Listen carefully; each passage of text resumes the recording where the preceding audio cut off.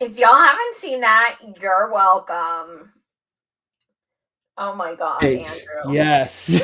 Welcome. So just a little April Fool's thing that we did that we decided to just put as an introduction and everything. So, good little way to start our show for Yeah, tonight. I mean, Andrew was, on the French horn. He hasn't played in a decade since he was in high school. I had a toddler's tambourine, and a plastic xylophone, and Logan had a keyboard that was not plugged in that he was holding like a guitar.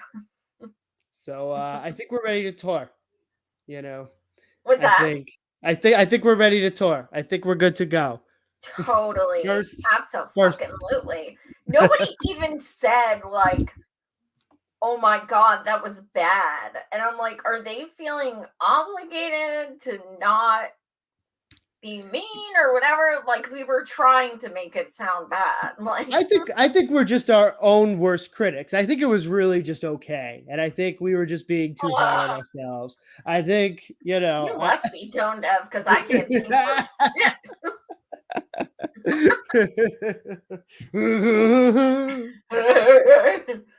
I can Yeah, do Gwen. Oh, I'm just a girl. yeah, I can that's do not bad. I That's can do not bad. Gwen. I can sing like any no doubt song ever, but like I can't sing like myself. I could do Adam Levine. I can do that okay. Ew, do it. And it really makes me wonder if I ever gave a fuck about you. Who is it? Maroon 5. Oh my God, I thought you said Avril Lavigne. I'm like, what? No, no, Adam Levine. Oh, Adam. Adam Levine. You know what's Yes. funny? When Adam had a beard, Frank, my husband, used to get told that he looked exactly like him. Yeah. And he did. I've been told that Shut too. up. It was cool. Cool. And my loopty. If Also, loopty doesn't like it, that's a problem because that's one of my best friends. so there you go. There you go. She likes it. We got a fan. We got someone who will see us if we go on tour. So yep. that's good. Um, Andrew's Avril Lavigne. Okay. All right. I don't think so. But what has she even done? What has Avril Lavigne even done? Is she even around still? Wind?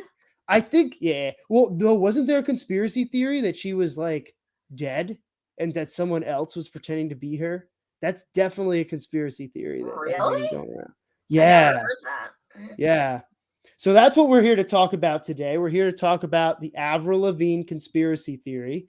Um, I do remember when she was at, I believe it was the MTV Movie or Music Awards, probably, God, maybe 10 years ago or something. And she was giving David Bowie an award for like lifetime achievement type thing. Why they chose her, who the fuck knows? But they did, and she goes, David Bowie. I was like, bitch, I want to jump through this screen and David Bowie. Who the David fuck are Bowie. you? Yeah. What's it say? Isn't she Canadian? I don't know. I Yeah, don't she know. Is is. she? Oh, really? So maybe that Yeah. explains her whininess. I don't know. You know what? She's What? married to Chad Kroeger of Nickelback. What? Well, I don't know if they still are, but she was. That is quite a. So we got Nickelback and Avril Lavigne. Imagine them doing a song together. It would Nickelback be featured. double suck. It would be horrendous. Oh man, it would sound like what we just did for April Fools. But Honestly, maybe even worse. maybe even worse. That's true. Oh, if we opened up for Chad Kruger and Avril Lavigne touring together, doing Well, songs together. at least Logan can really sing. Like, he was fucking around, but at least he can actually sing and play guitar and keyboard and stuff. True, true.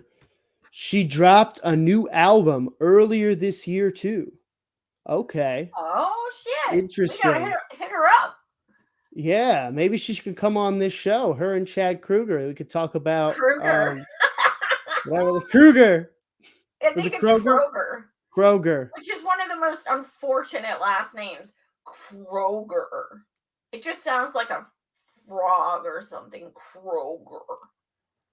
Yeah. But Yeah. anyway, this entire show so far has been not productive whatsoever. We're waiting for people to come in, Oh, like okay. Right. We'll go with that. that's it, So what do we have tonight, Andrew? Yeah, so we've got we're going to talk about how some of the American Rescue Plan has been going to, you guessed it, cops and our incarceral state. So that's fun. We're also going to be talking about what are we going to be talking about? We're going to be talking about Joy, what are you talking about? I'm blanking. The young lady who was 19, Yes. who just got fired from Starbucks today. She's been sharing her story on Twitter.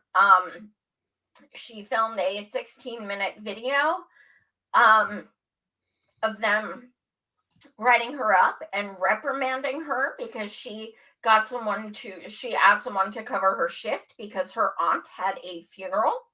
And she takes unpaid breaks she works on her breaks. She works during her lunch. She stays overtime without even asking for pay. She goes above and beyond nonstop. And the reason why they fired her is because she's been trying to unionize.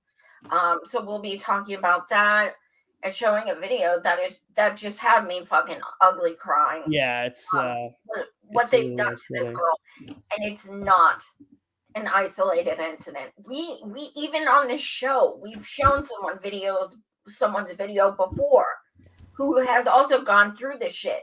And this girl was a manager, just like this other girl. So it's just disgusting. So we'll be talking about that and the threat people are under if they dare say they want to unionize. So there's that. And then there is also, I do want to talk about, the sympathy I have for millionaires when they cry about paying $600 a month for their medication. I definitely feel a lot of empathy for them. And so I want to give them their due props. But Yeah. Andrew, you can start. It's always the white men that go first. You Absolutely. Yes. So and then we're gonna finish off, if we have time, we're gonna showing Hillary Clinton's brilliant advice for Democrats to win the midterms. So that'll be fun. Drink to that. All right. So I'm just going to give me 1 second. I'm going to share my screen. Let me do a click. Do a little click. All right. And another click. All right. So the headline: police are buying drones and armored vehicles with COVID relief funds. Zoom in a little bit. Sounds on brand. Yep. It only gets better from here. Last week, the White House announced that federal funding for COVID-19 testing, treatment, and vaccines would soon be depleted unless Congress approves a new spending bill. While Republicans are largely responsible for the ongoing congressional stalemate, the Biden administration has been criticized for encouraging local governments to use American Rescue Plan Act funds, $1.9 trillion pandemic relief aid package that was approved last March, on policing in the midst of an ongoing pandemic. All right, so this is Biden, right? So a lot of local, governments are now heeding Biden's advice, right? So I think we just want to make this very clear, because some people might say, well, it's the local governments that are, dictating where to go. Yeah, it's under Biden's blessing. He's actually pushing for this shit to happen. I want more cities and states to use some of the $350 billion we sent to them on the American Rescue Plan to fight crime, to keep our communities safe, by hiring more police officers for community policing and paying police overtime, said Biden at a gun violence prevention task force meeting in February 2022, and purchasing gunfighting technologies, like technologies that hears, locates gunshots, so there can be immediate response because exactly where it came from. What could go wrong? It's not like anything other thing resembles the sound of a gunshot, right? Yeah. Can't think of anything else that might be mistaken for a gunshot. And those like dog robots, those aren't scary at all. Like, if I saw one of those coming towards me, I would legit pee my pants. Like, I'm not even lying. Like, I would legit pee my pants. They're the creepiest things ever. They're fucking terrifying. And the fact that they have the ability to like shoot darts and shit. Oh no, nothing can be mistaken as a weapon or anything like that. No, let's put everything, let's weigh everything on this fallible machine. But actually, now that I think about it, I wonder if they're programmed to tell like race. If they're programmed to tell what? Race. Like, do the robot dogs know when someone's black or brown? Because if they do, that could be even worse. That's a good question. I don't know. And I just thought of that now. We'll have to get back onto that. Yeah, I'll have to look into that. Yeah, that's something I definitely want to look into, because that could be even more of a danger. Yeah. I think one thing, if we're going to be optimistic, they do have an off switch somewhere. And I think there actually are activists who are educating people on where the off switch is. So in the event that they do come and surveil your city, you can just turn them off and they're I just don't. I think I'd be freaking out too bad to be like searching around for some penis thing to like snap it off, because that's what it looks like. Where's the dick? I can't find the dick. Where is the dog's wiener? Where is the dog's dick? Where is the wiener? I want to break the wiener off. Yeah, that would be an issue. So, as you can imagine, right, state and local officials across the country have heeded this call, and some towns and cities are now approving police requests to spend pandemic relief funds on drones and armored vehicles. The Kingsport Police Department, a small agency in Tennessee, purchased 2 military-grade drones in early March, and Dixon County City Council in California is considered using ARPA funds on a police drone program, body-worn cameras, and a license plate reader program. And so, yeah, it goes on there. But I think a couple of things that are worth highlighting is that, I think the article even says that after Biden met with Eric Adams, Biden encouraged cities and states to use ARPA funds to keep communities safe. Biden also suggested law enforcement purchase acoustic surveillance technology designed to identify gunshot and dispatch police. And I think one thing that's always good to include as well is that, according to USA Today, right, 12 cities in 2021 had their highest rates of crime. And so many people, both parties, have tried to use one of those things as a data point to blame the whole defund the police movement, right? But I think if you actually look at it, a lot of those cities, not all, but a lot of those cities didn't even defund their police, right? And had those crime rates. So, when you actually look at the data between funding of police and crime, there really is no correlation at all, right? And there's been no state who has defunded their police. I know Seattle did at one point, and then they got pushback. I Yes. don't know of anyone else who has successfully done it. Um, it's Well, total bullshit. But I also, let's go back to the first few words of what you said. When President Biden met with Eric Adams, what good do you think was going to come from that meeting anyway? dude has been elected for like what, 2 months, and he's already proven like he needs to get the fuck out. Yeah. Yeah. And I was thinking too, as I was actually reading this, I recently was just thinking this, how, you know, suddenly COVID is over, right? No one's talking about COVID anymore. Everyone's pushing things to go back to normal. And how convenient, because now when it comes to the emergency funds that were used for COVID, they could just divert it to cops and the police. And that's a great way to just sort of make it so no one bats an eye. Oh, COVID's not really a problem anymore. Let's just give it to our prison state. Yeah. You know? I mean, homeless people, I don't give a fuck. Healthcare, who the fuck cares? Please, please, please, please. And I don't want to get into the whole rabbit hole of, you know, uh, mandates and no mandates, but I find it Yeah. very interesting and hypocritical that police forces are mandated to have vaccinations, so they've gotten rid of thousands of people in the police over the past few months, but now they're looking to hire more police. So it's kind of ironic to me. It's just fucking weird.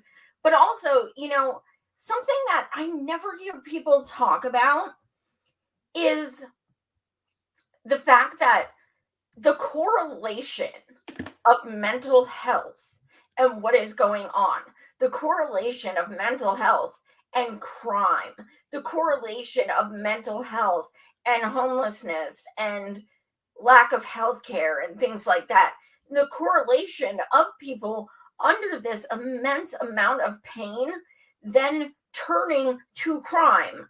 Okay, when you feel like you don't care if you die and like you have nothing else to lose, why is that shocking that you would then go break a store window and loot? Like, why is that so shocking? People are so down and so desperate and so in need of help that they literally don't care anymore. It's not that they're threatening, it's not that they're bad people, it's that they're crying out for someone to give a fuck and nobody does. The only way they can get attention is if they do something newsworthy.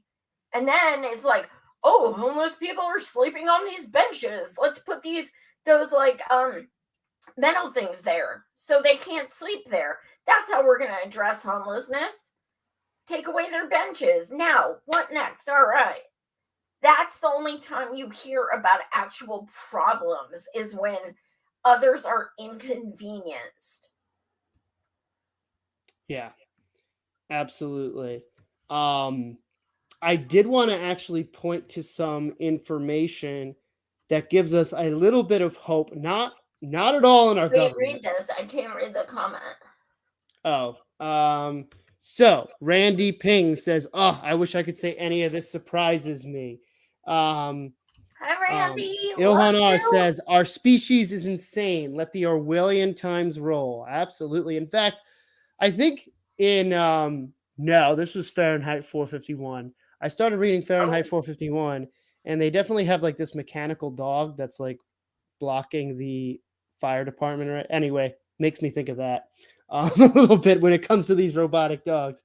Um, and then yeah, so one thing I wanted to point out that just gives us maybe a little bit of hope is that in Alabama, in particular, there were grassroots people who actually fought to divert some of those funds that were going to go towards prisons to actual like um, psych hospitals and mental health facilities and such. So that was, I think, good to at least see that people on the ground are fighting it, and are realizing that this is something that is just not right. And I wish I could find the specific thing where it says it, but yeah. So I think the biggest thing is power to the people. Keep doing what you can to fight it, and yeah. I think one of the things that is always, fascinating is back when Biden gave the State of the Union address in March, he got bipartisan applause when he said he essentially said, we need to be funding the police more, right? And giving them more resources during this time. So anything where both sides of the aisle clap, yeah, always be. Yeah. Absolutely. Man. Yeah. So John Holland says, what next? I don't know if he's talking about what next we're talking about or what next is going to be happening in this dystopian country. Good questions either way. Utopia. Huh? Utopia, yeah. Savage Joy, let me come in. I'm at a job I hate right now. So let me come in. What do you mean? I don't know.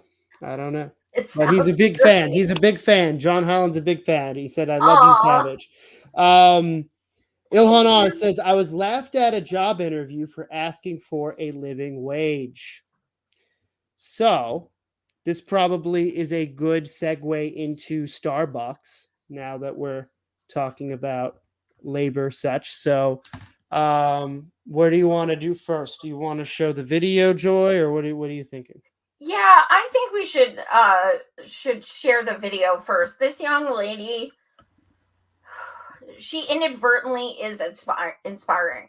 This is the power of social media. Social media can be Beelzebub. Social media can be evil. People can be absolutely insane and ugly and awful.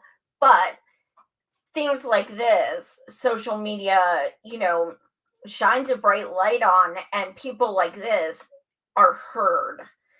So I found this young lady on Twitter. So yeah, Andrew, if you want to show the video, but I gotta warn you, this shit had me crying.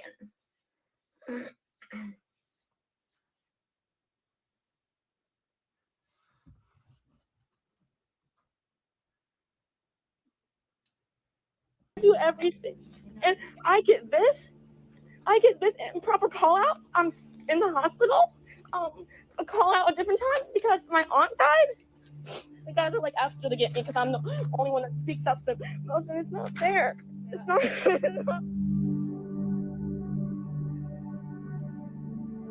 This is not right for a 3-year partner that puts in everything to the store. I love this Starbucks.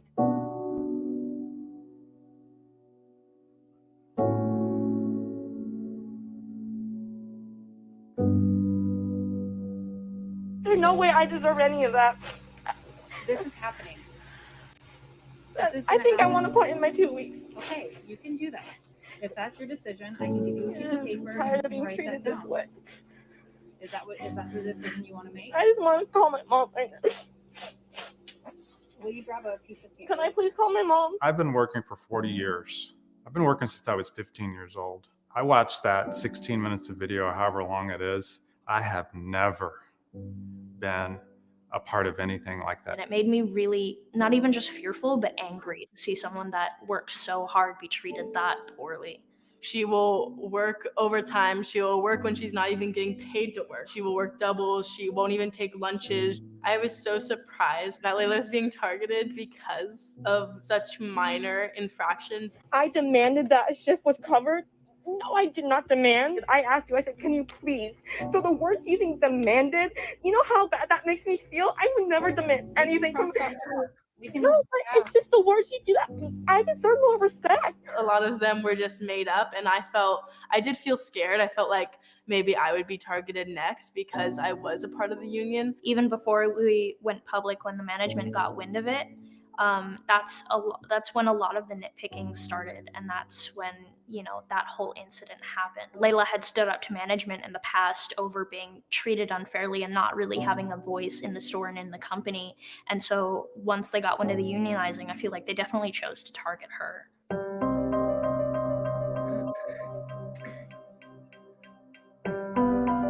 Over about a 3-week period, this is in early January, things again started really deteriorating with the staff shortages, scheduling, things like this. Some of these baristas, I like them, but they weren't trained and they know that and they try their best. Being a former barista, having no training, being thrown on the floor the first day, being yelled at, having coworkers not support me, not understand that I'm trying my best. I couldn't let anyone else ever go through that. And I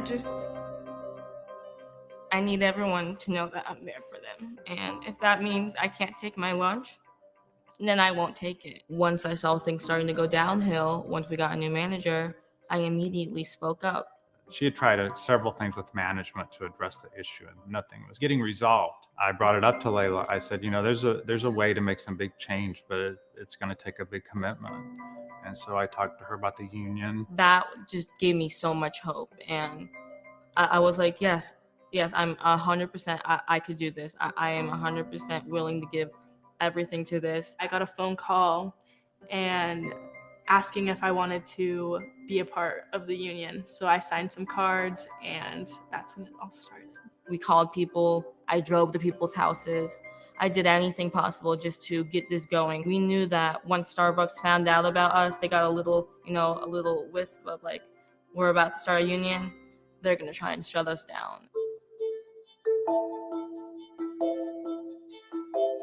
The first bullet point, right? Layla has failed to fully meet performance expectations of the shift supervisor position, specifically time and attendance policy on page 27. So I want to review that with you so that we can make sure that when we walk away today, I'm always here on time. that there's no questions about the time and attendance policy. I'm never late. I think I want to put in my 2 weeks. Okay, you can do that. They know that she's a very strong person within the union and within the group. And they also know that she knows her worth, and she knows when enough is enough. And if she's getting picked on, she's not going to deal with it. And they tried to use that against her by trying to make her quit.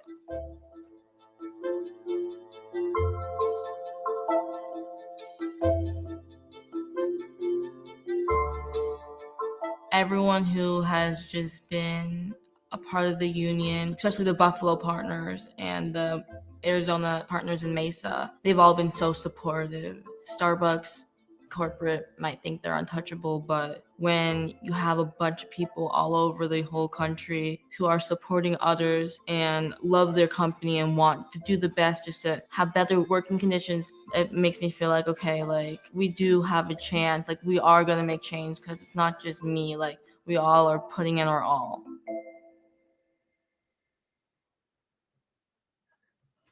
Heartbreaking.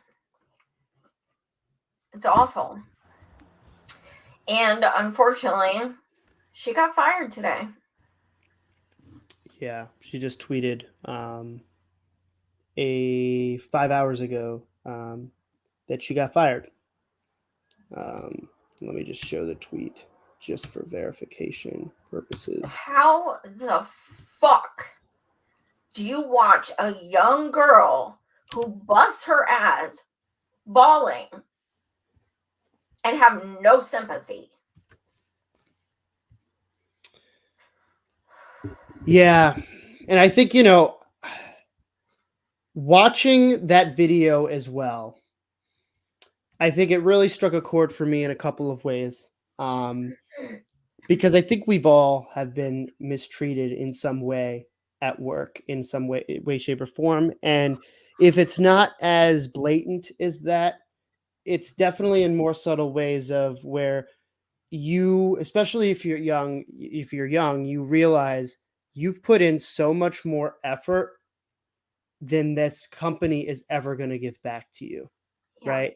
Like no matter how, we are raised to think if you just work hard at your job, that hard work will be recognized. You'll get promoted. You'll do this. And a lot of times that's just bullshit. right? And I think, I was listening to how she said, I work shifts that I don't even get paid for, and how much she really cared about her coworkers and supporting them, and how much, not only how hardworking she was, but how community thinking she was, right?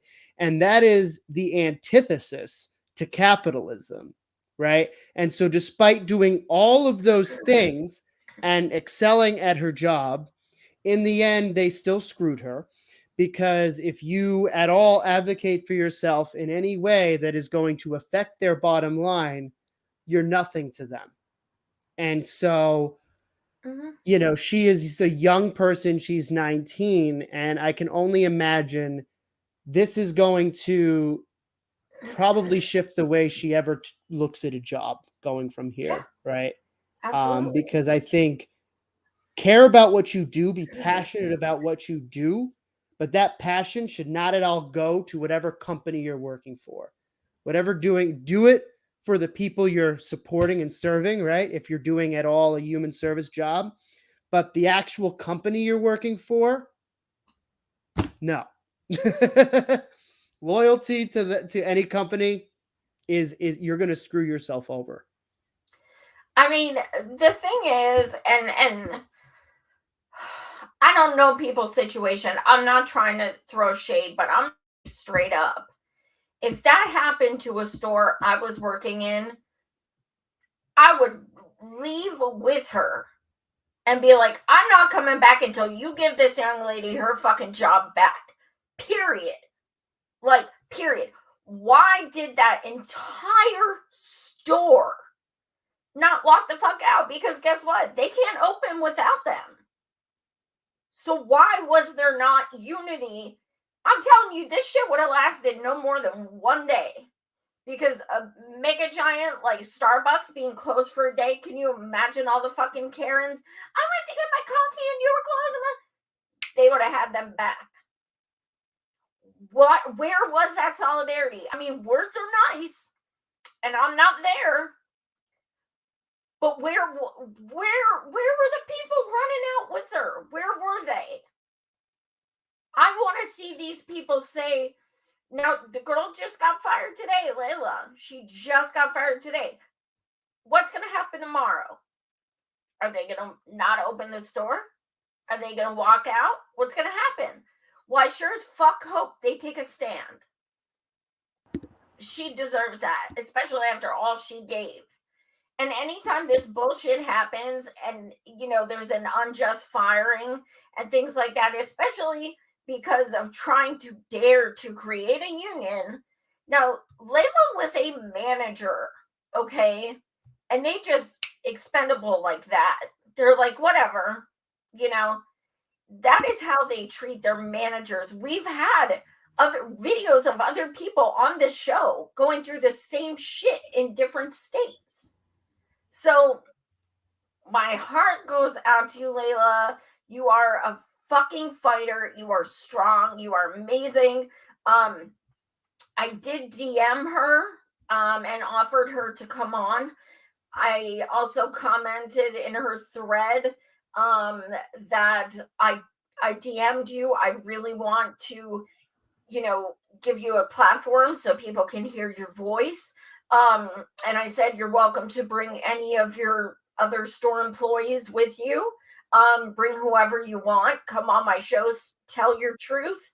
It's your time. I really hope she gets back to me.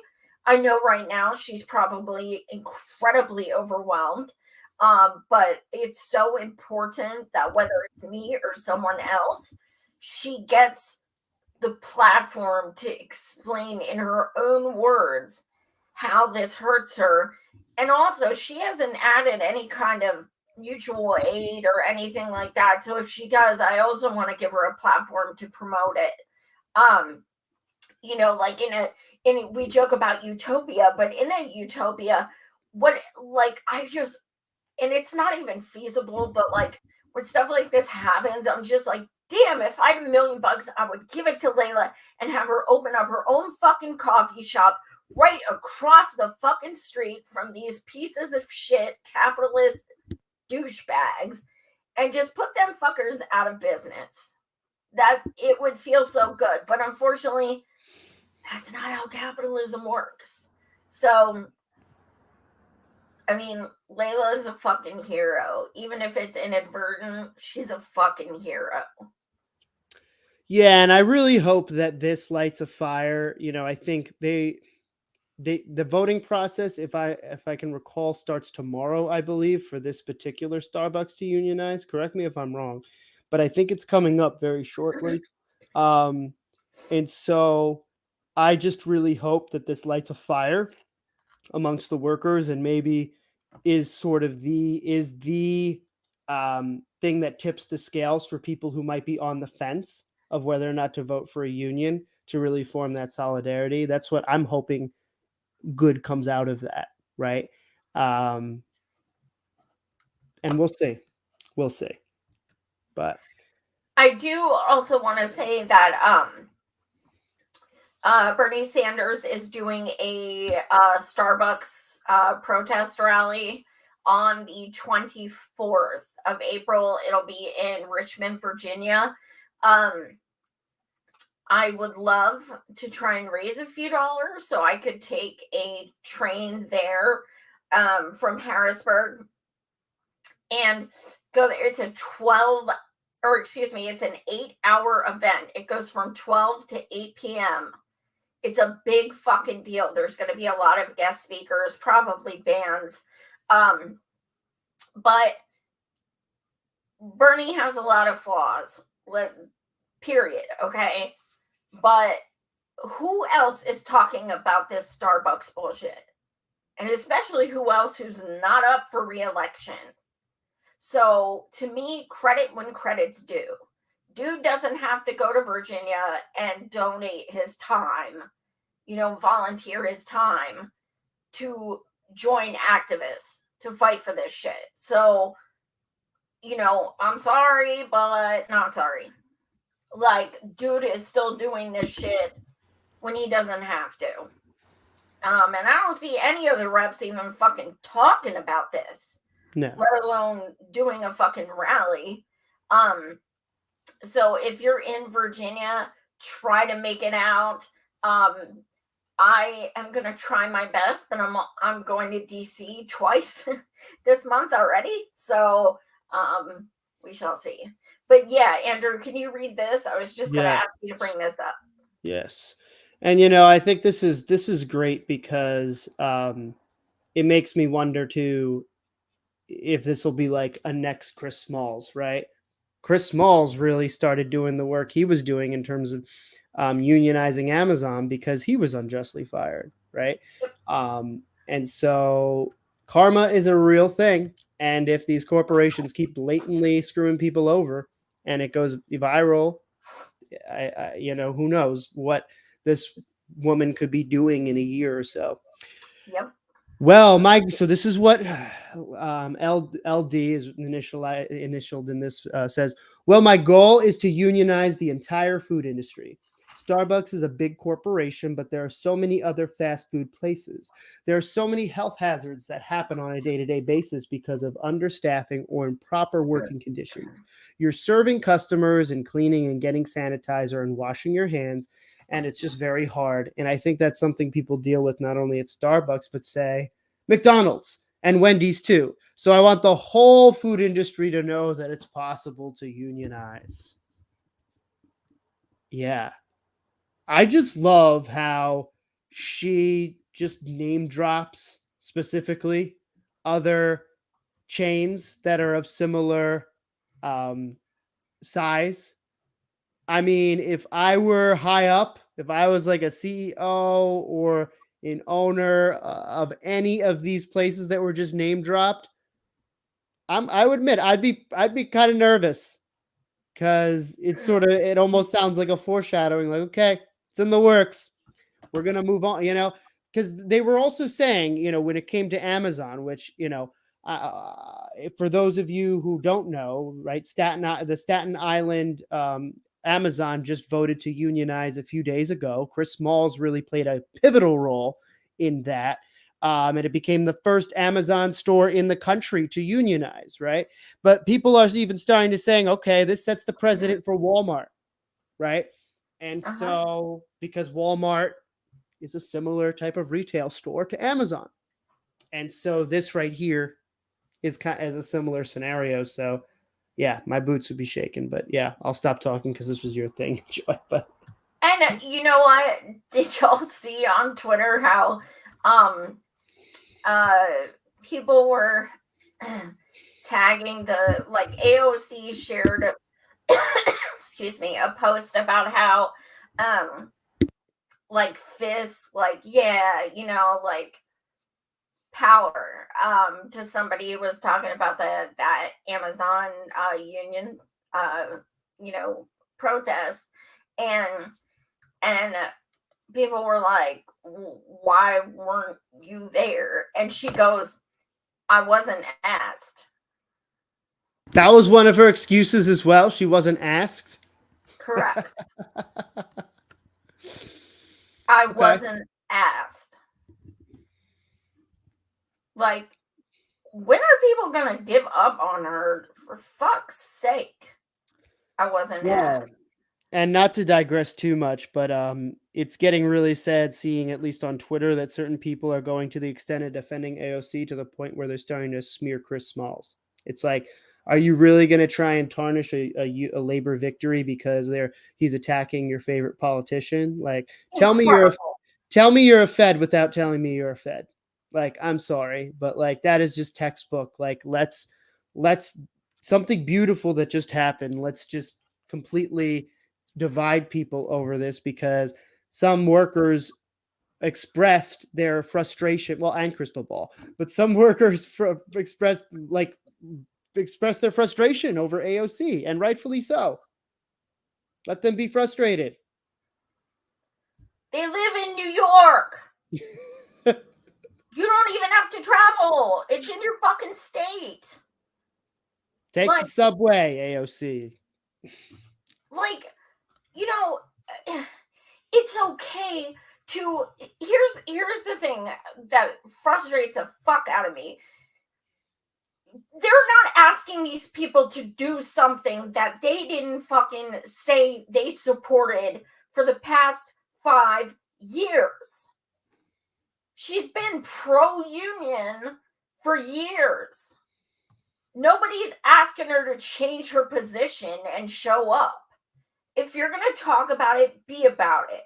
I'm fucking sick of people trying to make excuses, attempting to rationalize these people who don't fucking care.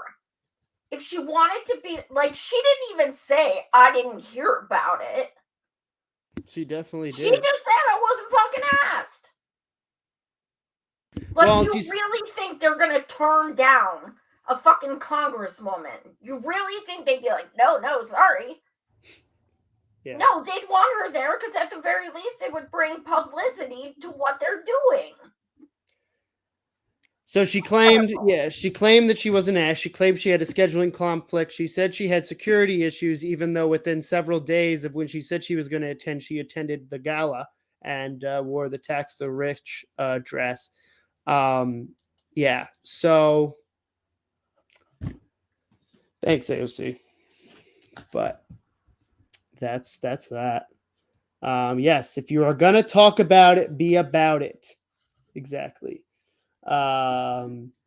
So should I catch up? I posted a picture of me and Chris Smalls on Twitter because we hung out in August when I did the event with Susan Sarandon and him and other Paul Jean and some really great people. When we spoke, we did a call to action in NYC to AOC to start talking about Medicare for all again. You campaigned on it and never heard nothing back, but she hadn't even so much as tweeted the words in over 10 months.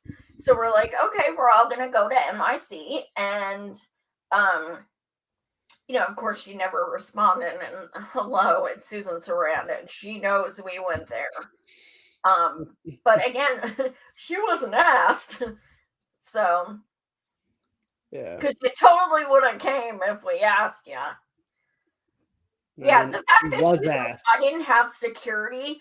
You literally just went down to Miami for 2 weeks with people, not even like with regular average people, whoever, at clubs and the beach. And let's be real, stuff it's like Florida. There's a lot of people who hate her in Florida. that. But she didn't need security there. You didn't need security for that, but here you go to a Staten Island Amazon facility workers. Yeah, okay. Where people will literally appreciate you being there. Exactly. I'm sure she couldn't have just gone up to someone and been like, yo, dude, you want to have my back? I need someone to stand there and look mean. So, I mean, someone would have done it. Yeah, for sure. Fucking bananas. So, should we catch up on some of the comments before we go to the next segment? Yeah. Ilhanar says, poor people are nothing but human capital to billionaires. If we ain't making money for them, we don't exist. Yep. Yep. And then John Holland says, hero for sure. I want to start a union. Hell yeah. Awesome. Barbara says, you got this. John Holland says, I will help you raise a few dollars. I think that was, yeah. So you got someone. Do we follow each other on Twitter? Do you have a Twitter? Your name sounds so familiar, and I know I see you in here. He said he wants to come on, so yeah, I don't know. I don't know. Your name sounds so familiar. I feel like we've met or talk on Twitter or something. He's got an Assange picture on his little YouTube thing. So based.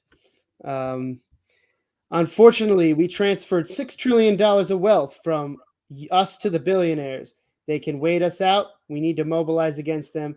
Bill Gates controls 40% of our food production. Yes. And then we've never lived in a democracy. It's always been an oligarchy. No, Ukraine is the oligarchy, silly. Yes.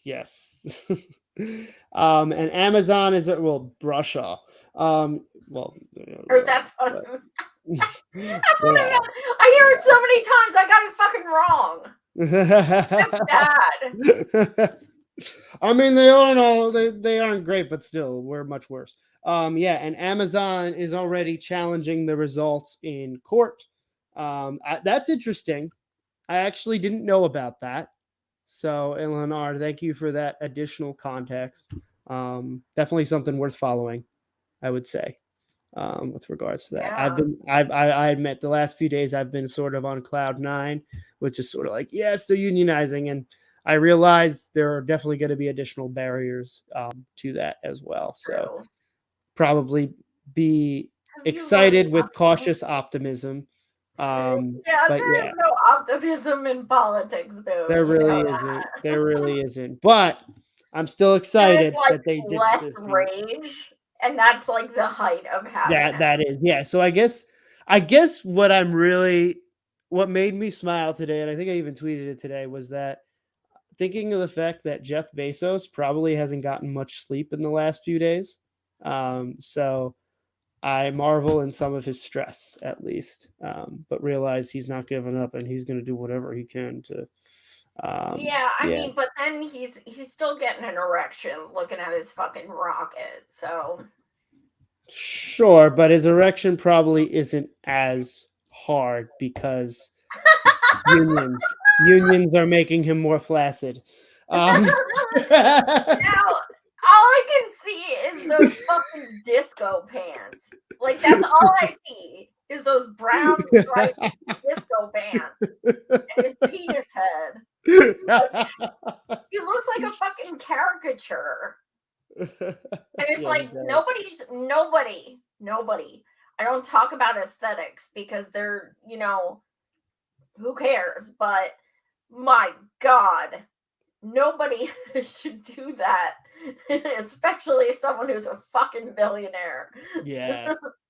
So Lynn B, she was asked to be there. Chris Smalls went to DC and asked her in person to come to JFK 8.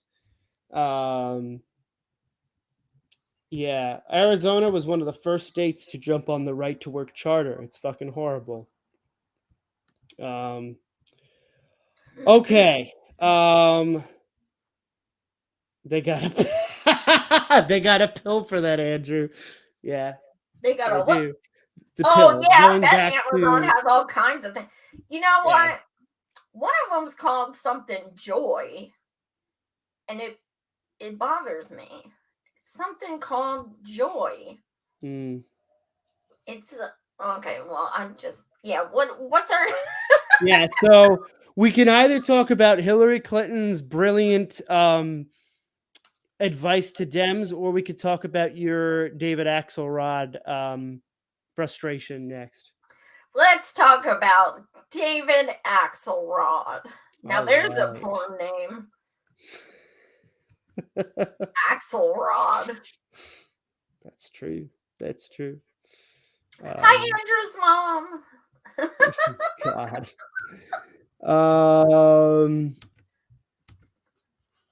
So all right. I don't know if you guys saw this. It was trending for a minute, and dude's just such a fucking idiot.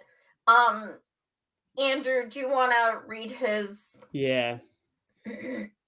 I've been taking an RX for a chronic condition for years. This week, I learned my insurance no longer covers it. Now the cost is $639 a month. How many people can afford that? Your money or your life is a hell of a choice that people shouldn't have to face. Then Joy responds and says, I'm a blind person on SS disability and my eye treatments are $12K each eye every 30 days. Not to mention the numerous eye surgeries, appointments, etc. It shouldn't take something personal to happen to you for you to care. Also, this David Axelrod, net worth $13 million. So, I'm sorry, I feel for you, and you're fucking $639 a month. But, somebody broke down how much he made, each hour, and it was literally more than $639. So, the fact that he is outraged enough to be like, how many people can afford this? Literally, none of us, but you can. So quit your bitching, quit your whining. Rich people all do that shit, and shit libs, and people who are like, yay, vote blue no matter who. They always do this shit. They wait till something happens to them personally to suddenly have the littlest bit of empathy. And it's not even empathy. It's self-serving. It's, oh my God, what am I gonna do now? And I sent you what he said about Medicare for all, right? You may have. Let me check. I think it's the Ken Klippenstein. Oh, Ken Klippenstein. Yeah, let me get Ken Klippenstein. Granted, not the greatest person. I know. When you said, I was like, oh, all right. So you want to see Ken Klippenstein really zoomed in? Give me 1 second. Let me just zoom out. All right. So here is, let me do the extra click to get this on. All right. So this is Ken Klippenstein tweeting. This is one of his better tweets. Remember when you gave paid speeches to a health insurance trade group opposed to Medicare for all? And then, do you want me to read the text below? Or yeah, if you can. So David Axelrod, who served as Obama's chief campaign strategist and senior White House advisor, spoke Friday at a conference in Nashville, Tennessee, hosted by America's Health Insurance Plans, a DC trade organization. AHIP opposes the idea of Medicare for all since it would eliminate the need for private insurance. Well, no fucking shit. Axelrod, now a senior political commentator for CNN, acknowledged that healthcare costs represent an onerous burden for many families. Even so, he predicted Democrats won't approve a government-run universal health care system if they manage to defeat Trump and win control of the Senate in 2020. I'm going to try and do his voice. I don't think Medicare for all, certainly not at this stage. I don't think there's a consensus. Even if there was a Democratic president, frankly, even if there was a Democratic Senate and Democratic House, I don't think the Sanders version of Medicare for all is going to be implemented. Between 2009 and 2010, AHIP quietly funneled more than $100 million to the U.S. Chamber of Commerce to, I think that's like the number one lobbyist, to defeat the Affordable Care Act. Although the bill passed, Democrats ultimately scrapped the idea of a public option or government health insurance plan that had been sought by progressives. Yeah. But So. $639 a month. Bitch, tomorrow I'm going to the fucking dentist and it's literally $602. And I have dental insurance and it's for a fucking tooth cleaning. Like, it's because I have a deductible of $750 fucking dollars. So I'm sorry. Like, I don't fucking feel for you. Yeah, and this guy literally, I mean, during the presidential primaries, I watched very little of corporate media, right? But whenever I did, just tune in a little bit, without fail, David Axelrod was always there, and he was bashing Medicare for all, right? Mm-hmm. And you think he's going to change his tune? And Bernie, yeah, well, because Bernie was like the main proponent of Medicare for all. And so you think when the next presidential primaries come up, right, and there are politicians who are, at least on paper, supporting Medicare for all, you think he's going to change his tune and talk about how great of an idea Medicare for all is because of his experience? No, he's going to go right back to his talking points because that's what people do. And so that was, I think, the biggest thing. I even tweeted that. I said, this is coming from someone who literally spent like every opportunity to bash Bernie and Medicare for all. So you like can go pound $639. That's like a fraction of what insurance companies give you. So, just kind of pay them back. Exactly. So fucking gross. So thank you for reminding me that David Axelrod exists. What were you going to say? So, I saw that Biden and President My Boss are going to be doing a rally or celebration or some fucking thing for the 12-year anniversary of Obamacare. Yeah, boy! That'll be a great rally. Who's going to be now, there? I'm trying to find out more info. If it's somewhere I can take a train, I'm going to do my best because, look, I'll be straight up. Obamacare, the fact that it took the clause out, like CLAUS clause, out for pre-existing conditions, that changed a lot of lives, including my own.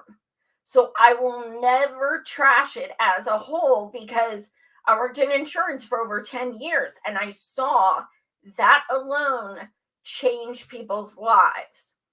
However, that was the only good thing about it. That was it. There's still over 40 million people uninsured and over 30 million underinsured. So you can keep your doctor blatant lie charging poor people on their taxes because they can't afford to get health insurance. Abysmal. Families of 3 paying over $2,000 a month. Bullshit. Single people were still paying over $1,000 a month. Certain doctors don't even take it. I mean, the list goes on.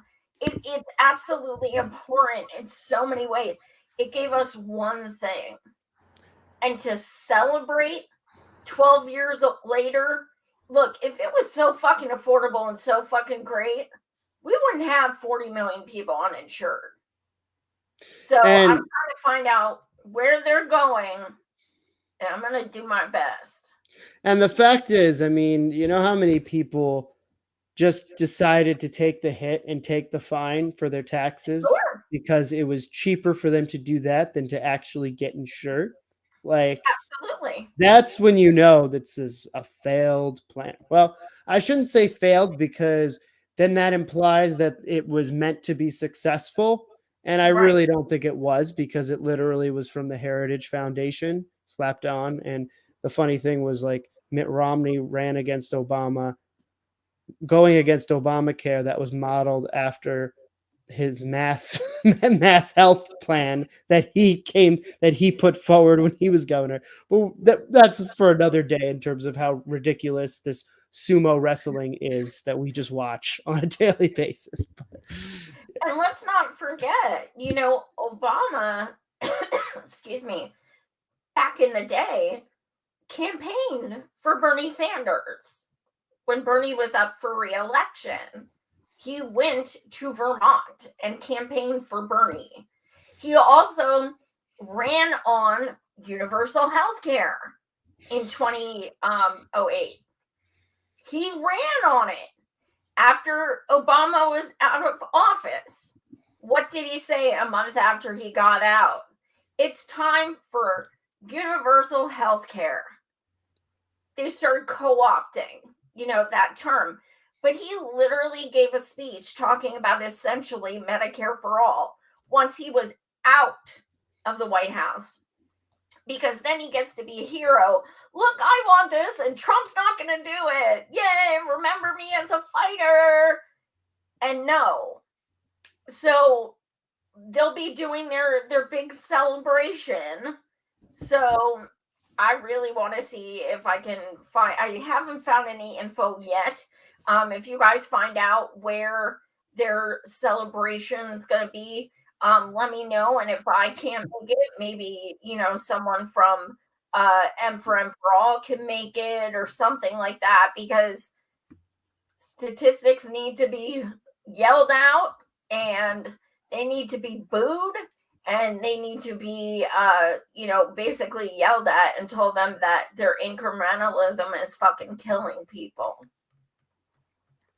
Yeah, absolutely. And what a great place to do it than there, because bring awareness of how much it sucks when they're celebrating. Ooh, that's going to piss people off. I'll get taken, you know, removed immediately. But that's okay. Yeah. I'll be like filming from jail, like, they just arrested me because I spoke the truth about this shit system. So Aggravated Progressive says, I would love to see Savage Joy leave a turd in the punch bowl. In a what? In the punch bowl. What's a punch bowl? Probably like, you know, how at these events they put punch in a bowl, like with some alcohol in it, and then you know that's how I. Okay, so this is what I was thinking. I just watched a film called The Ice Storm like a week or so ago, and they put all their car keys in a punch bowl, and then they go have one night stands with the people whose keys. And I was like, what do you mean a punch bowl? Okay, yeah, I digress. That's what I'm thinking it is. That's just my guess, but yeah. Punch bowl.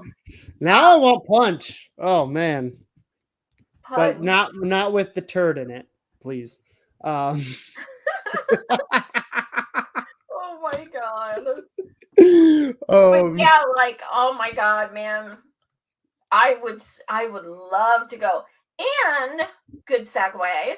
What was Obamacare first called? Hillary Care. She loves to say that because, you know, she takes pride in it, of course. So let's segue into Queen Hillary. Yes. What's the Queen up to now? Let's see here, because I don't know about you, but every time she talks, I get goosebumps of rage. So, yeah. Oh, God. Oh, man. I'm married to a rapist. I detect no lies. All right. So Hillary Clinton urges Democrats to do a better job of telling voters of successes. All right. Hillary Because Clinton. if you're going to listen to someone, you sure as fuck better listen to someone who lost to the most hated man in the world. Yes. Hillary Clinton has called on Democrats to do a better job of selling themselves to American voters to avoid, my mind went in the gutter there, America's voters to avoid humiliation in this year's midterm election, where Republicans are widely expected to perform strongly and likely grab control of Congress. The former Democratic presidential candidate was speaking frankly on NBC's Meet the Press on Sunday, saying she thought last summer's chaotic U.S. withdrawal from Afghanistan was harmful to Joe Biden. The U.S. president's approval ratings have slumped in recent weeks to the lowest level since he took office. I don't think it helped. That's obviously the case. Clinton, the former, told Chuck Todd, oh, yeah, such a great person to be talking to, when asked if she thought Biden's political troubles started with Afghanistan. But there's a lot of good accomplishments to be putting up on the board, and the Democrats in office and out need to be doing a better job of making the case. The best politics is doing the best job that you can do, and there's a lot that Democrats can talk about in this upcoming midterms. We've got a great story to tell, and we need to get out there and do a better job of telling it. Clinton believes that Democrats are holding themselves back by constant introspection, which he said was always the course in Democratic Party politics. Hand-wringing is part of the Democratic DNA. That seems to be in style whether we're in or out of power. We're in power and there still is hand-wringing going on, she says.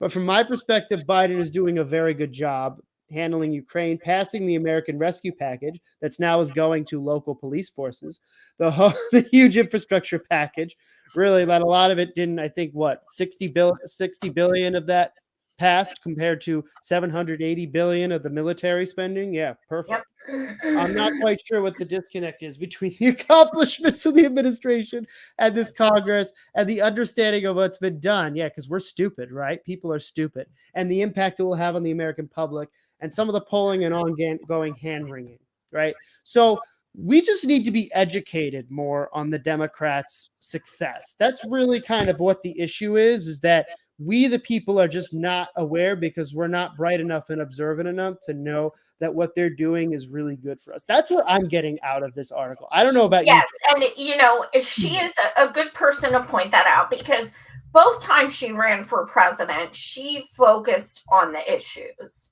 She did not attack Bernie or Obama once. She stuck to the actual issues and her accomplishments.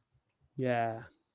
And then, of course, they bring up Putin. I don't even, this is just so old at this point. But,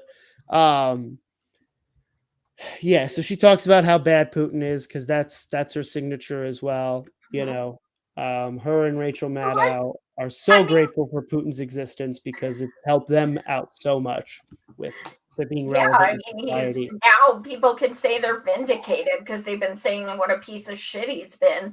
And all their xenophobic, you're Russian, and now they can be like, see, we told you they were assholes. But the thing about Queen Hillary is she wants us to, to focus on the Dems' positives.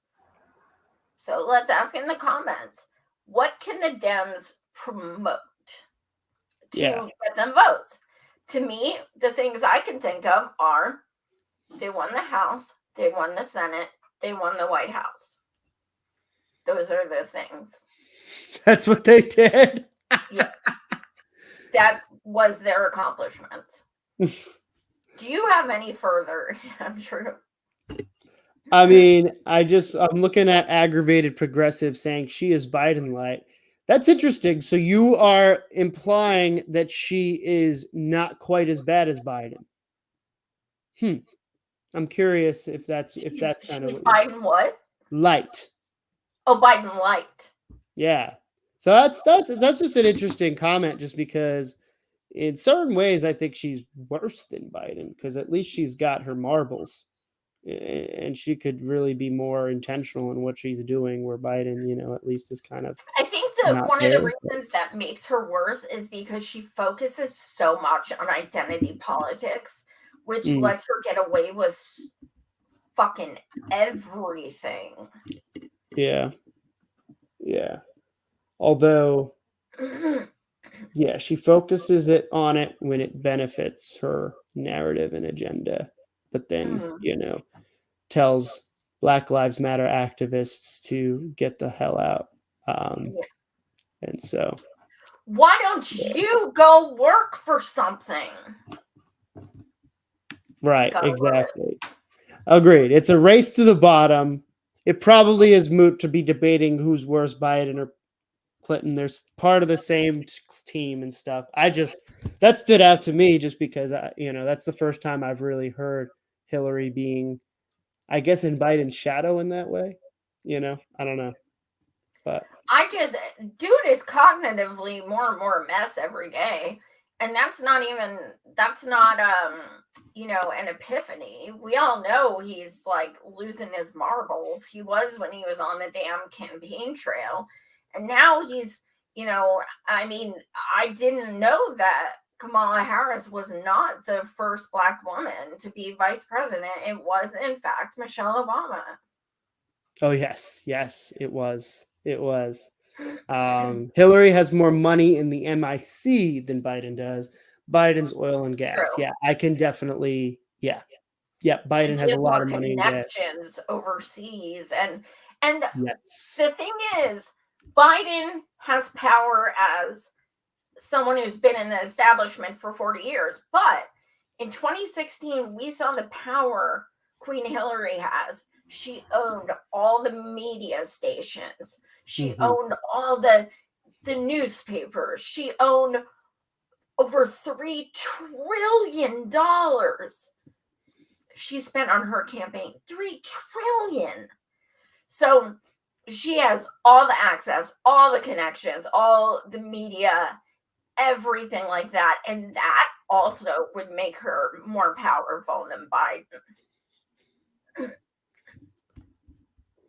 We are happy you are here, John, as well. He says, I'm happy I'm here on this stream. Yeah. So I think the Dems just need to talk about their accomplishments and continue letting us know. And continue letting people know that they just don't get it, right? Basically be that like fake artist that just like draws crap on their picture and then says, okay, if you don't see the beauty in this, you don't get it, right? Be like one of those like postmodern artists or whatever. My lack of knowledge in art is coming out and whatever, it's fine. But that's just how you got to do it. Just be like that artist in that art gallery that's just going to talk down to people and be like, oh, you don't get it. It means so much. You just don't understand. And I think the Dems will be doing just fine. They're excited to lose because in 2022, because they haven't raised shit as far as money. Their fundraising has been garbage the past 2 years because why would people donate? They're in control. And they've had no one to deflect to. Who are you going to blame? Can't blame Republicans. They're not in power. So, but, now they blame Sinema and Manchin. Well, here's the thing. They're Dems, so don't give me any vote blue no matter who built bullshit and all Dems are superior bullshit, because, okay, you can't say that anymore. Yeah, no, for sure. Ron Arnadera, I don't know who, artist extraordinaire. Don't know who that is. Do you know who that is? No idea. What do you? Oh, I probably shouldn't even say this because I don't have the clip or anything. But y'all need to go check out the wonderful Tulsi Gabbard. Her Twitter is just always a blast. Oh, is she? What's she doing now? Oh yeah, you have it. Why don't you read it? It's wonderful. I don't, but I can look up her tweet page and we can read. It was from today, so all right, let's see. At the top. Her fans will absolutely defend her to the death. I've been calling her a right winger for 3 years and have been so attacked, and they will try anything in the world to rationalize, and they'll like try to like, well, no, she used this word because, and stop. I don't even She is follow a her on right Twitter. winger. I She's just gonna realized. run as a I don't- Republican, and y'all are gonna freaking throw up hibiscus flowers and kiss her feet. See, look at that. Don't even follow her. I didn't even do that on purpose. I just don't. That's good. That makes my timeline better, right? So, And she's getting So what is she dragged by saying? some people, but there's some people who are just like, aloha. You know, I'm preaching aloha when I like constantly bash LGBTQ people. the parental rights bill. Yeah, can you show her video? Okay, so this is about the parental rights video. All right, cool. And Jordan, shout out to Jordan, he destroyed her. Good. Parental All rights are right, under let's attack watch all across the Tulsi. country as the government tries to usurp parents' rights. You may have seen in the news recently, or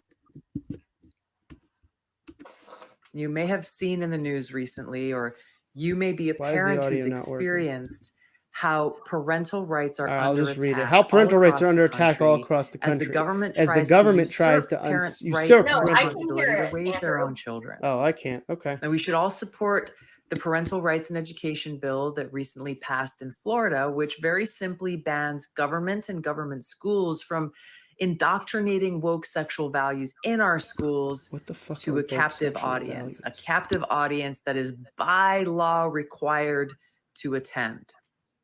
But as I read the legislation, I got to tell you, I was shocked to learn that it only protects kids from kindergarten till 3rd grade.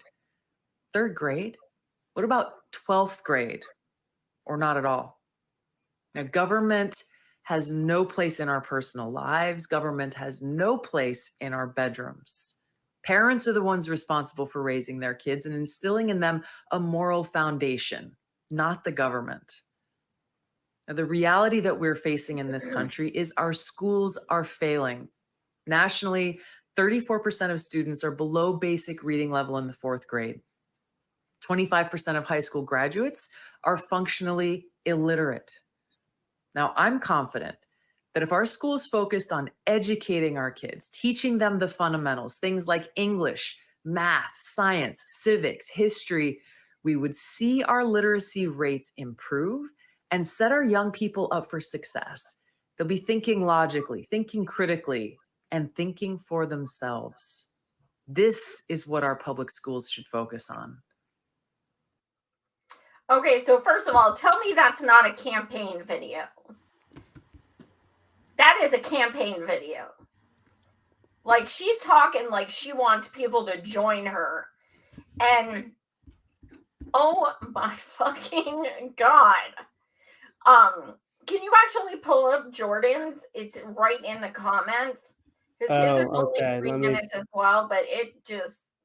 All right, let me pull up Tulsi again. It kind of, calls out her bullshit. Because, okay, first of all, nobody says morals from Dems or independents or Greens. Nobody fucking says the word morals. That's subjective. That's conservative. That's religious. So the fact that she said it twice is just, dude, you're a fucking right winger. Jordan has a video. Do you want to just see the video that Yeah, Jordan it's like did? 3 minutes. Yeah. All right, let's look at this. Give me one It's second. his response. Yeah. I'll tell you if we can't hear it. Cool. Yeah, sometimes it does that where I can't hear it, but other people can. It's fun. So. Yeah. It's all.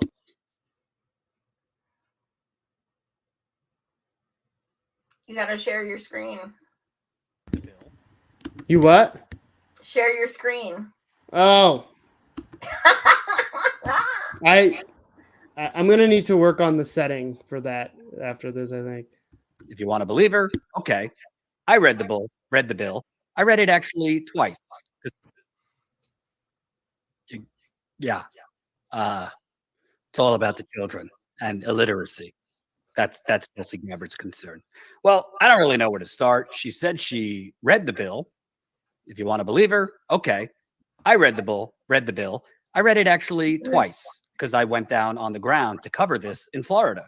It wasn't a story that was ever going to go viral. It wasn't a sexy story. A lot of people thought, Jordan, why are you covering these culture war things? Because it's connected to the economic misery in the United Corporations of America.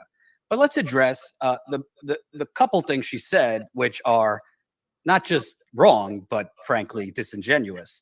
Number one, she says this very simply bans it. So it very simply bans, talk of sexual identity and things like that. No, it doesn't actually. What this does is actually prevents students with same-sex parents from literally discussing anything about their family in their school, in their classroom. So if a teacher, on Monday morning says, "How was your weekend?" And to an individual student or the classroom, basically you have LGBTQ students who would have to think twice or might be told by their parents, don't discuss anything we do as a family, because if you say that to the teacher, another parent could then sue the school district for you sharing details about anything to do with your family that has either two moms or two dads. Is that what she's talking about when she says it very simply bans discussion of sexual identity? And then when she talks about a captive audience, that's basically anti-LGBTQ dog whistles. So you're saying the kids are a captive audience, and because they're a captive audience, any discussion on the fact that homosexuality exists, or what I just said, which was to a student might have same-sex parents or siblings that are gay or whatever, that might, I don't know, indoctrinate them or make them gay. That's what she's inferring when she says a captive audience. Like, kids are so impressionable that they could become gay through discussion in school, which, by the way, to be clear, is not even happening. There is no crisis in schools of discussion about LGBTQ issues, or as Governor DeSantis, his press secretary, had said, which Tulsi Gabbard conveniently left out. Governor DeSantis, his press secretary, literally called this an anti-grooming bill. The sponsors of this bill in the past have compared same-sex parents to child abuse. I guess Tulsi Gabbard didn't read up on that. Bam. Good job, Jordan. Yep. That's something people need to look at with Tulsi. She always puts that language in there that if you aren't too busy defending her, she's not gonna fuck you. Then you should actually look into what she's saying, and that's he broke it down. Yeah. No, absolutely. So, yeah. Do you have any comments on that, or do you want to wrap? I mean, I think I'm just still hooked on the whole woke sexual values. Like, it's just fascinating to me how they just keep creating different terms because they're, as Jordan said, dog whistling, right? They can't say, like, you're talking about gay people in schools and I don't want that, right? They have to kind of create these buzzwords that conservatives have already been propagandized to hate. And yeah, she is completely a full-blown right-winger, and the signs were there, and yet certain people refuse to see it for whatever reason. However, I do have a little bit of optimism in this, is where more and more people are starting to come around about her, right? She still has that little crowd of people who claim to be on the left that will just defend her no matter what. That crowd is getting smaller and smaller, though, so I am happy. I don't know, because they all come out when she does this fucking stupid shit. Yeah, but I've also seen a lot of people who said, I 100% supported her and now I don't, right? So, I think it also comes to show that Twitter doesn't always represent, necessarily where everyone is, but yeah. Absolutely. Yeah. Well, what you got going on this week, Boo? Yeah, so tomorrow on the People's Voice Network, like and subscribe if you haven't already. Me, Z, and Amira will be interviewing and talking to Lee Camp, talking more about censorship and all that has been going on there. So stay tuned for that. And then Wednesday, we'll be having a panel show, the New Left panel show. I may or may not be on that as well. We'll see. We'll see if I have it in me to do 3 days in a row with shows. As Joy is just like, oh yeah, I did Whatever. 16 hours worth of National Medicare for All in 13 hours. I know. I'm not quite on your level, but yeah. So that's awesome, aggravated progressives. Well, join us on the People's Voice to watch then if you like some Lee Camp, and you'll be able to see as well. But yeah, so I'll leave it to you, Joy, as to what you have coming next. So Thursday night, I have Tara Reid coming back. Last week, she was not feeling well at all and had to reschedule. So, and it's interesting because, Facebook sucks and everything, but I do like looking at their memories. And 1 year ago, yesterday, I had Tara Reid on. So it's kind of interesting that now I'm going to have her again on almost the anniversary. So that is happening Thursday night at 9 p.m. Eastern. Sunday and Monday, I will be in DC for Assange events. I could definitely use some help as far as, funding and all that fun stuff. Because I live in Harrisburg, Pennsylvania, and the transport, obviously I can't drive because you don't want a blind person on the road, trust me. So transportation and then staying there and all that stuff, it gets really expensive, and I'm a broke person on disability. So, anything you guys, can contribute always helps. My Patreon, you can become a subscriber for as little as $3 a month. And it helps me pay for my streaming service through StreamYard and things like that. And it helps me with things like travel as well. So yeah, anything you could do, subscribe, smash the like button, share. And yeah, even if you can't contribute to my Patreon, even if you share it, it would be awesome. So Sunday I will be down. Funny enough, I'm actually Marianne Williamson's +1 to a ticketed Assange event on Sunday night, which is kind of interesting. I'm gonna have the hottest date there. Sure thing. And there's going to be a comedy show with Lee Camp and Katie Halper and John F. O'Donnell, who you guys have seen on my show. He's wonderful. And then Monday, the next day, we will be doing 2 Assange protests at the embassy in DC as well. So there's going to be, I'm going to be streaming like 3 different times, Sunday and Monday. So I'm really looking forward to that. It feels so good to just get out and just be doing something active. So yeah, really looking forward to that, and really looking forward to being with my comrades. Oh, funny story happened yesterday too. So I don't have time or money to like buy an Assange t-shirt. Like the thing is in a few days, so I don't have the time to like order something. And so I went on Etsy and I ordered some Assange buttons, and I put a note that said, if you could ship these so that I get them by Saturday, it would mean so much to me. I'm going to DC to the protest. So then I get a message back. Oh, if they don't get there in time, I'll bring more. I'll see you there. And I'm like, what?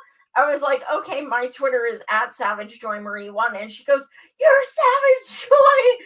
I saw your shows. I'm like, whoa. So it went from I'm ordering buttons to I just made a new comrade. So that was pretty rad. Yeah, random story, but it made me smile. Don't be jelly, Andrew. Don't be jelly. But anyway, yes, definitely tune in Thursday night, 9 p.m. and Sunday and Monday. Oh, I just realized I'll be on the Greyhound next Monday. So we may have to do a postmortem Tuesday or something. Yeah, maybe. Yeah, we can definitely talk about another alternative day or. We don't want people to go through withdrawal. Exactly. Yeah. Got to think about the people. You